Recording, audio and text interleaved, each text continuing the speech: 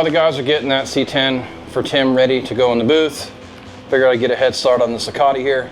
So it's a two-tone paint scheme. It's a very rare bike apparently. The problem being is that it's a matte finish, and he had somebody try to replicate the one side that was damaged, and they were not able to pull it off. So he pulled the parts from them and brought them to us. We've had them here for about a week. It's just been so crazy I haven't been able to get to it. But now that I have a minute, I'm gonna try to get these colors figured out. I got some codes, but they're not coming up in my system. So I reached out to my rep to see what he can find out for me. So meanwhile, this is kind of what we're dealing with here. So what it's supposed to look like, minus all the scratches.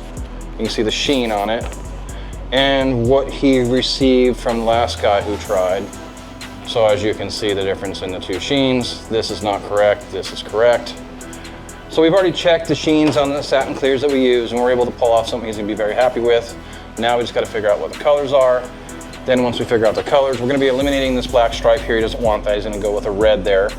But I think the best way here is gonna be to mask and do the repairs in the black, shoot the black base, let it dry, reverse mask it, repair the silver, shoot the silver, unmask it, and then clear the entire piece by itself, each individual piece. So that's what I'm gonna do. And then of course we'll have to lightly scuff this. So I'll probably shoot some wet bed, or not wet bed, but some DVC 500 or something over top of it.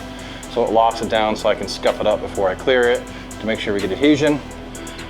So, like I mentioned, while the guys are getting Tim's C10 ready to go in the booth, we're gonna get a jump start on this. This is one of two bikes we have here now that we're getting some work done on. We still have the other one that I showed you guys, I think in the last video, we just painted with ice pearl. That's for Jared. We got to sand and buff the entire bike, plus get some lettering done on it. So we're still a ways out with that one. But I'm gonna get back to try and figure this thing out, and then we'll get out there and check out progress on the guys with the truck in the booth.